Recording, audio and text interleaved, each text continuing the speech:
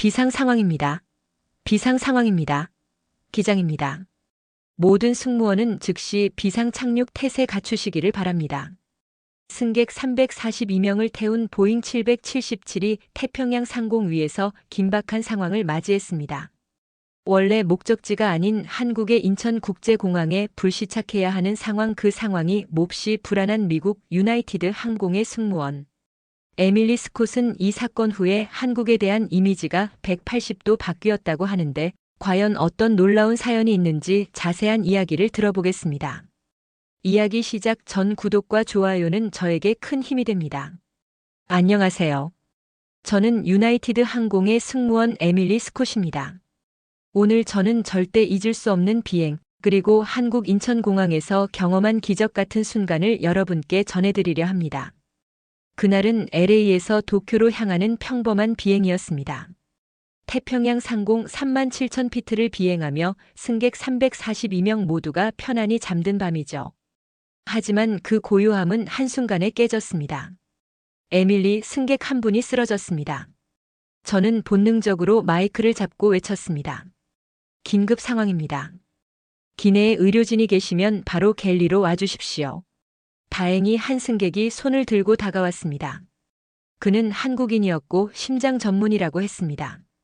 제가 돕겠습니다. 그 한마디에 객실 전체가 안도의 숨을 내쉬었죠. 그러나 상황은 점점 악화되었습니다. 환자의 호흡은 더욱 가빠졌고 산소 포화도가 급격히 떨어졌습니다. 심폐소생술이 필요한 상황이었습니다. 이대로는 안 됩니다.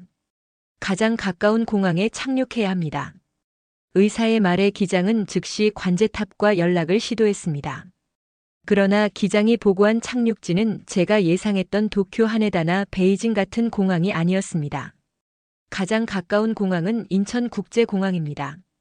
인천으로 비상 착륙하겠습니다. 그 한마디에 제 머릿속이 새하얗게 비었습니다. 인천이라니요. 솔직히 말해 저는 한국에 대해 그다지 좋은 이미지를 갖고 있지 않았습니다. 일본을 제외한 대부분의 아시아 국가는 경제적으로 뒤처져 있고 시스템도 허술하다는 편견이 제 안에 박혀 있었기 때문입니다. 제 머릿속 인천공항은 미국의 작은 지방공항처럼 낡고 복잡하며 폭설 속 비상 착륙을 맡기기에는 너무나 불안한 곳이었습니다. 불길한 예감이 가슴속 깊은 곳에서부터 슬며시 고개를 들기 시작했습니다. 창밖을 내다보니 태평양 위의 고요는 사라지고 창문을 때리는 눈발만이 세상을 뒤덮고 있었습니다. 활주로가 제대로 보이지도 않을 만큼 폭설이 쏟아지고 있었고 저는 속으로 되묻고 있었습니다.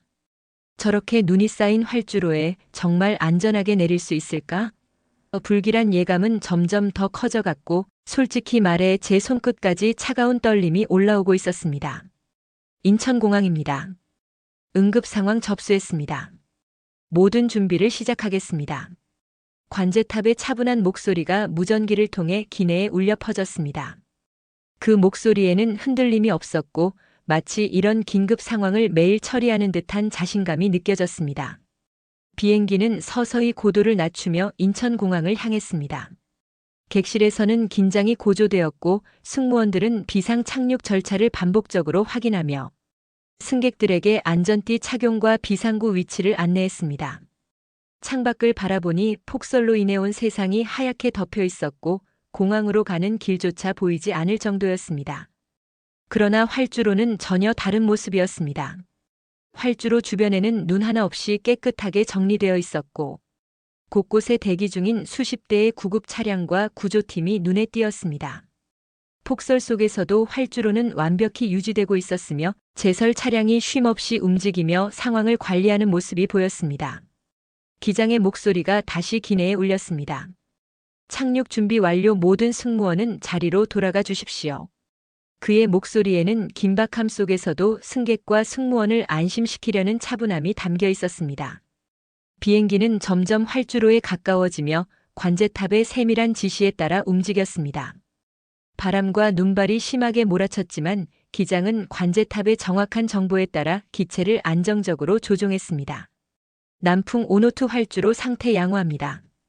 착륙 허가합니다. 관제탑의 마지막 안내가 기장의 헤드셋으로 전해지며 드디어 비행기가 활주로에 착륙했습니다.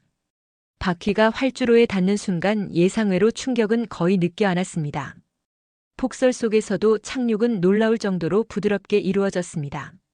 창밖으로 보니 최신식 구급차들이 비행기를 따라 움직이며 대기 중이었습니다.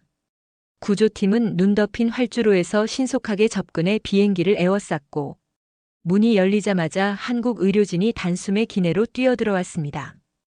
그들은 우리가 내린 상태 보고를 한번 확인하더니 곧바로 산소 공급과 모니터 연결을 이어받고 스트레처로 환자를 옮겼습니다. 구급차 안에서는 이미 병원과의 영상 연결이 이루어지고 있었고 환자의 심전도와 산소 포화도 수치가 실시간으로 전송되고 있었습니다. 그 모든 과정이 마치 여러 번 예행 연습을 거친 공연처럼 매끄럽게 이어졌고 저는 그 순간 처음으로 우리는 가장 안전한 곳에 내렸구나라는 안도감을 느꼈습니다. 공항 직원들의 차분한 태도와 능숙한 조율 덕분에 객실 내 다른 승객들도 놀라움과 안도감을 느끼는 표정이었습니다. 제설 차량은 여전히 활주로를 정리하며 다음 긴급 상황에도 대비하고 있었습니다. 모든 것이 순식간에 진행되었지만 각 과정에서 느껴지는 체계적이고 정연한 움직임은 그 자체로 놀라운 광경이었습니다. 모든 것이 마치 기계처럼 완벽하게 돌아가고 있었습니다. 하나의 차질도 없이 돌아가는 공항의 체계적인 움직임은 그 자체로 경이로웠습니다. 구조팀은 폭설로 인해 길이 미끄러웠음에도 무서울 정도로 정확하고 신속하게 움직였습니다. 구급차와 구조 차량들은 규칙적으로 활주로를 따라 배치되어 있었고 그 움직임은 마치 정교하게 계산된 군사작전 같았습니다. 에밀리 저걸 보세요. 활주로에 눈이 하나도 없어요. 동료 승무원이 제 팔을 잡고 창밖을 가리켰습니다. 폭설이 쏟아지는 상황에서도 활주로는 눈 하나 없이 깨끗했습니다. 이건 어떻게 가능한 거야? 미국에서도 본 적 없는데. 저는 믿을 수 없었습니다. 나중에 알아보니 공항에는 최신식 제설 차량이 끊임없이 움직이고 있었습니다. 각 차량은 자동화된 시스템으로 활주로를 정리하며 실시간으로 눈의 양과 제설 진행 상태를 모니터링하고 있었습니다. 이 모든 것이 동시에 일사불란하게 작동하고 있었다는 것이 믿기지 않았습니다. 공항 내부로 들어서자 저는 또 한 번 놀라움을 느꼈습니다. 정비팀이 이미 비행기 상태를 점검하기 위해 대기 중이었고 정비 과정이 놀라울 정도를 체계적으로 진행되고 있었습니다. 이게 뭐죠? AI 기반 정비 시스템인가요? 저는 한 정비사의 움직임을 바라보며 중얼거렸습니다. 정비팀이 사용하는 장비는 제가 익숙하던 미국 공항의 그것과는 차원이 달랐습니다. 정비사들 앞에 대형 스마트 디스플레이에는 엔진 내부 구조가 3D로 펼쳐져 있었고 미세한 금속 피로가 쌓인 부분까지 색상으로 표시되고 있었습니다. 여기 이 부분 피로가 누적됐어요. 교체가 필요합니다. 라는 정비사의 말에 저는 단순히 문제를 고치는 차원을 넘어 사고를 먼저 예상하는 수준의 정밀함을 눈앞에서 보고 있다는 사실을 깨달았습니다. 그리고 그 모든 과정이 우리가 예상한 시간보다 1시간이나 빠르게 끝났다는 사실이 믿기지 않았습니다. 그 정밀함과 효율성은 다른 어느 공항에서도 보지 못한 수준이었습니다. 그리고 내리면서 들은 얘기인데 인천국제공항은 놀랍게도 5손가락 안에 드는 세계 최고의 공항 중 하나라고 합니다.